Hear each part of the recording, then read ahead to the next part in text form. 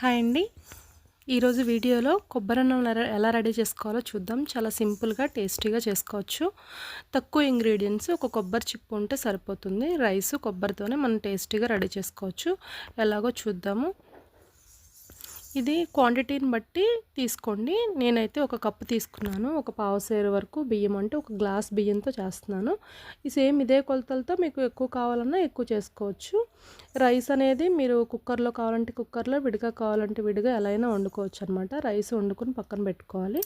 నేనైతే ఒక గ్లాస్ బియ్యంతో చేస్తున్నాను. సో ఇప్పుడు ఎలా రెడీ చేసుకోవాలో చూసేద్దాం. ముందుగా అయితే ఒక గ్లాస్ బియ్యం తీసుకొని శుభ్రంగా 2 సార్లు కడిగి కుక్కర్లో పెట్టుకుంటున్నాను. నేనైతే 1.5 గ్లాస్ వరకు వాటర్ పోయండి.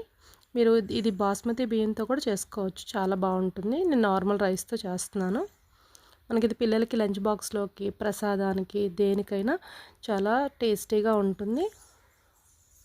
1.5 గ్లాసు వాటర్ పోసిన తర్వాత విజిల్ పెట్టేసుకుందాము. 3 విజిల్స్ రానివ్వండి. విజిల్స్ ఈలోపు మనం కొబ్బరి తురుముకోవచ్చు, మనం గ్రైండ్ చేసుకోవచ్చు, లేదంటే మనం కొబ్బరి కూర అంటారు కదా, కూరైనా తీసుకోవచ్చు. ఆ బ్లాక్ పార్ట్ ఇష్టం లేని వాళ్ళు తీసేసుకోవచ్చు. నేనైతే ఆ బ్లాక్ పార్ట్తోనే గ్రైండ్ చేసేస్తున్నాను.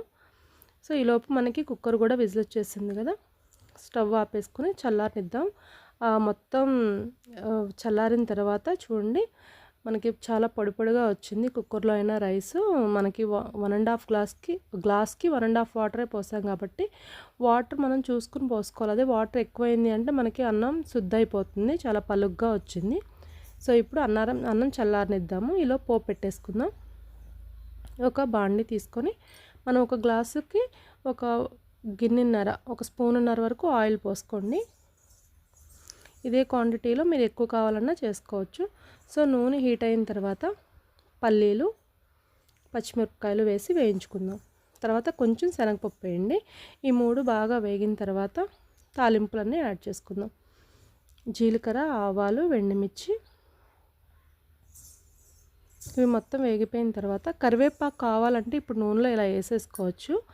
నేను అయితే పచ్చి కరివేపాకు, అంటే మనం అన్నం వేసిన తర్వాత ఆ వేడికి అలా తిప్పుతూ ఉంటాం కదా, అది మగ్గి చాలా అంటే చాలా బాగుంటుంది. సో నేనైతే ఇప్పుడు వేయను కరివేపాకు, మీరు కావాలంటే ఇప్పుడు యాడ్ చేసుకోవచ్చు. తాలింపులన్నీ వేగిన తర్వాత కొబ్బరి వేసేసేయండి. కొబ్బరి వేగాల్సిన అవసరం లేదు, జస్ట్ పచ్చి వాసన పోయే వరకు ఒక 2 నిమిషాలు వేగితే సరిపోతుంది.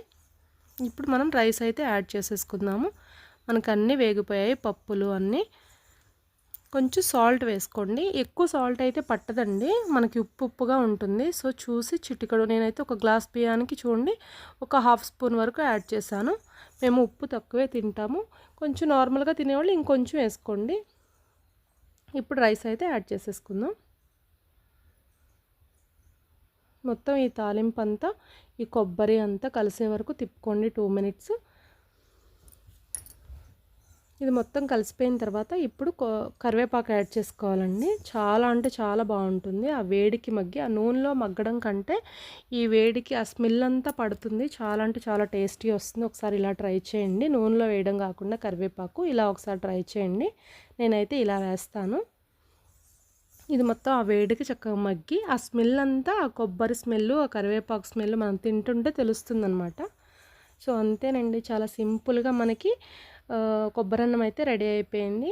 ప్రసాదంగా పెట్టుకోవచ్చు అమ్మవారికి, ఏదైనా పూజలు చేసేటప్పుడు మనకి క్విక్గా అయిపోతుంది. సో ఇది లంచ్ బాక్స్లో కూడా పిల్లలకి చక్కగా పెట్టచ్చు, చాలా ఇష్టంగా తింటారు. చాలా చేయడం కూడా చాలా త్వరగా అయిపోతుంది, మనకి టైం కూడా సేవ్ అవుతుంది, టేస్టీగా కూడా ఉంటుంది. మనకి ఇది ఈ మార్నింగ్ చేస్తే ఈవినింగ్ వరకు కూడా సేమ్ అదే టేస్ట్ ఉంటుందండి, ఏం డిఫరెన్స్ అయితే ఏం రాదు, చాలా బాగుంటుంది. సో నేనైతే చూడండి, నేను నైవేద్యంగా చేసేసి పెట్టేసి పూజ చేసేసుకున్నాను. తర్వాత మా పాప కొంచెం పెట్టానండి, చాలా అంటే చాలా బాగుంది మమ్మీ అని చెప్పింది. సో ఈ వీడియో కనుక మీకు నచ్చితే లైక్ చేయండి, షేర్ చేయండి, సబ్స్క్రైబ్ చేసుకోవడం మర్చిపోకండి. Thank you for watching. ఇలాంటి సింపుల్ రెసిపీస్ కోసం నా ఛానల్ని అయితే సబ్స్క్రైబ్ చేసుకోండి. Thank you.